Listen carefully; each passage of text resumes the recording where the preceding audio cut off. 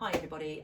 I really wanted to get this back out to you guys. I was watching a podcast last night, I think it's called a podcast, and it was with Ruby Hammer and Daniel Sandler, and they were talking about the industry, and they were talking about obviously sort of how they're ready, and they use disposable things and all sorts of stuff that when they do their makeup. I'm not a makeup artist, but all the various things they do have in practice.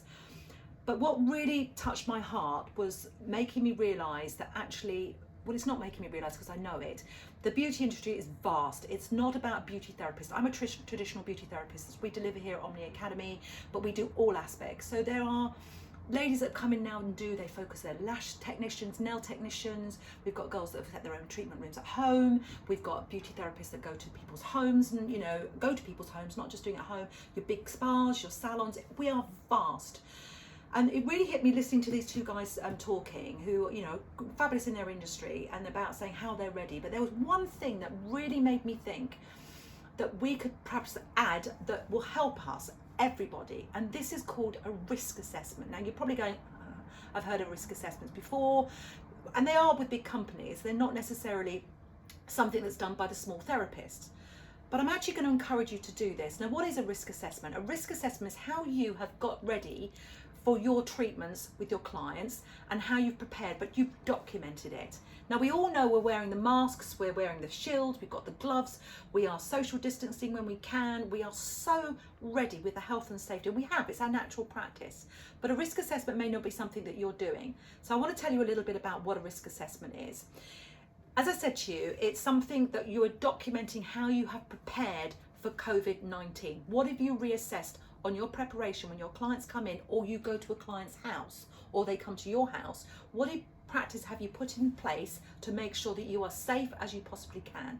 So this is something I'm going to absolutely shout out and say you should all be doing this, even if you're a lone therapist. There was a lovely woman that was recommended me to follow by Lindsay Ward, who was a past student of mine, and the lady was called Kirsty McCallum. I hope I pronounced your name right.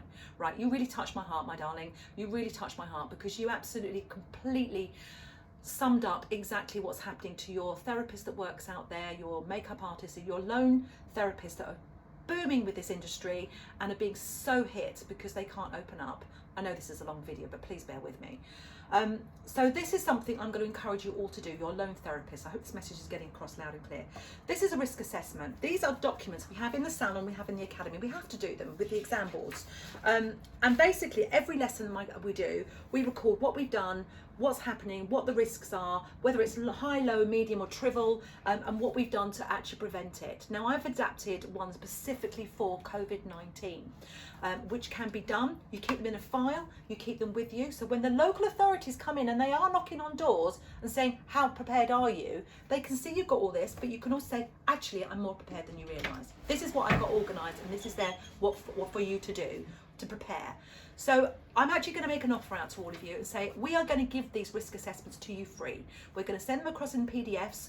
I'll put a document with it so you know how to fill them out. You can adapt them into your own logo if you wish. I'll take our logos off.